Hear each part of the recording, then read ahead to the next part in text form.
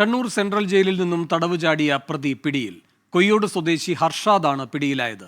തമിഴ്നാട്ടിലെ ശിവഗംഗയിൽ നിന്നാണ് അറസ്റ്റ്. 1 മാസം മുൻപായിരുന്നു ജയിൽ ചാട്ടം. സജോ ദേവസ്യ ചേരുന്നു കൂടുതൽ വിവരങ്ങളുമായി. സജോ, എങ്ങനെയാണ് ഇയാളെ പറ്റിയുള്ള സൂചന ലഭിച്ചത്? എങ്ങനെയാണ് പിടികൂടിയത്?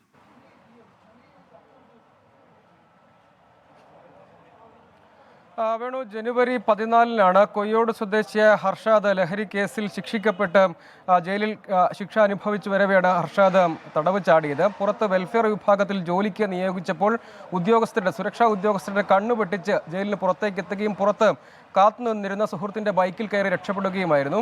ഇത് സെൻട്രൽ ജയിലിലെ സുരക്ഷ സംബന്ധിച്ചുമൊക്കെ വലിയ നാണക്കേടുണ്ടാക്കിയ ഒരു സംഭവമായിരുന്നു. പിന്നീട് CCTV ദൃശ്യങ്ങൾ കേന്ദ്രീകരിച്ചും മറ്റുമൊക്കെ വിപുലമായ അന്വേഷണത്തിലേക്കാണ് കണ്ണൂർ സിറ്റി പോലീസ് കടന്നത്. ഏറ്റവും ഒടുവിൽ, അതായത് ലഹരിക്കടത്ത് സംഘങ്ങളുമായി തുടർച്ചയായി ബന്ധം പുലർത്തിയിരുന്ന ആളാണ്. നേരെ ബാംഗ്ലൂരിലേക്കും അവിടെ നിന്ന് തമിഴ്നാട്ടിലേക്കും കടന്നു എന്നതായിരുന്നു ആദ്യഘട്ടത്തിൽ ലഭിച്ച സൂചന. പക്ഷേ ഇദ്ദേഹത്തെ കണ്ടെത്തുന്നതിന് വേണ്ടി കണ്ണൂർ സിറ്റി പോലീസ് കമ്മീഷണർ ഒരു പ്രത്യേക ടീമിനെ നിയോഗിച്ചിരുന്നു. ആ സംഘമാണ്, അതായത് സിറ്റി ACP വേണുഗോപാലിന്റെ നേതൃത്വത്തിലുള്ള പ്രത്യേക സംഘമാണ് ഇദ്ദേഹത്തെ മധുരയ്ക്കടുത്ത ശിവഗംഗയിൽ വെച്ച് പിടികൂടിയത്. നേരത്തെ ചില സൂചനകളൊക്കെ ലഭിച്ചിരുന്നു. അതായത് അദ്ദേഹം രക്ഷപ്പെട്ടു പോയ ഒരു സുഹൃത്തിൻ്റെ ബൈക്കിലായിരുന്നു. ആ ബൈക്കടക്കം ഇദ്ദേഹം ബംഗളൂരുവിലേക്ക് ആദ്യം പോയ വാഹനമടക്കമുള്ള മറ്റ് നിർണായകമായ സൂചനകൾ ലഭിച്ചിരുന്നു.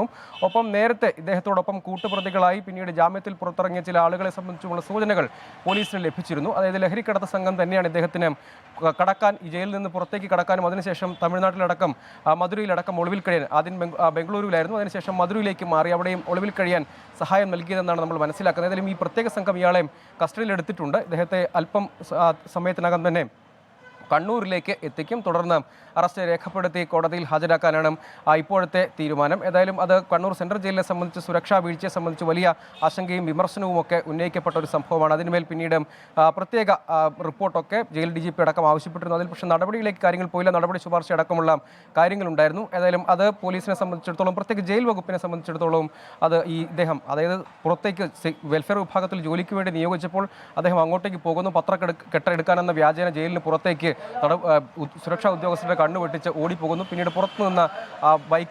കാത്തുനിന്ന ബൈക്കിൽ കയറി രക്ഷപ്പെട്ടു പോകുന്നു. അങ്ങനെ ആ ഒരു സംഭവം, അതിന് CCTV ദൃശ്യങ്ങളടക്കം ആ ഘട്ടത്തിൽ പുറത്തു വന്നതാണ്.